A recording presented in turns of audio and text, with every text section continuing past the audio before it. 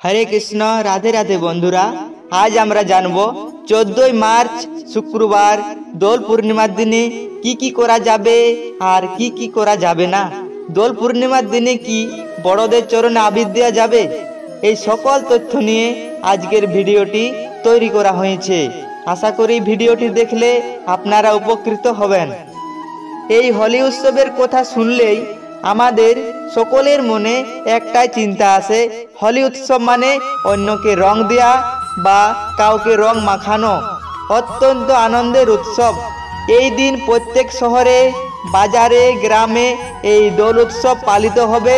আর ওই দিন হিন্দুরা ডিজে বাজিয়ে শহরে বাজারে গ্রামে ঘুরবে আর মদ খাবে, মাংস খাবে, নেশা করবে আর রাস্তায় পড়ে থাকবে। এটা আমাদের সনাতনীদের পাগলামি ছাড়া আর কিছুই নয়। দোল উৎসবের দিন বা দোল পূর্ণিমার দিনে আমাদের সকলকেই সতর্ক অবলম্বন করতে হবে। এই দিন আমিষ আহার ভক্ষণ নিষিদ্ধ।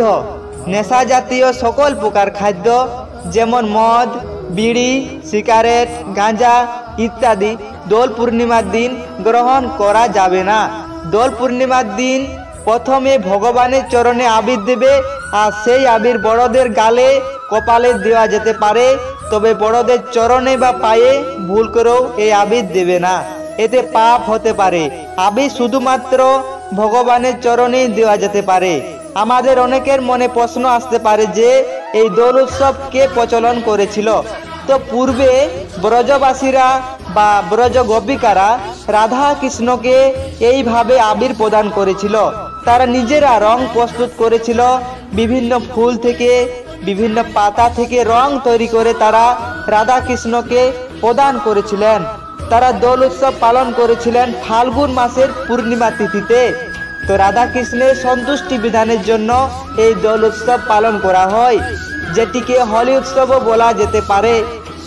এই দিনে আপনারা বেশি বেশি করে ভগবানের নাম কীর্তন করবে, জপ করবে, গীতা ভাগবত পাঠ করবে বা ভগবানের ভক্তের মুখ থেকে তা শ্রবণ করবে। আজকের ভিডিওটি এই পর্যন্তই। সকলে ভালো থাকবেন আর কমেন্টে জয় শ্রীকৃষ্ণ রাধে রাধে অবশ্যই লিখবেন।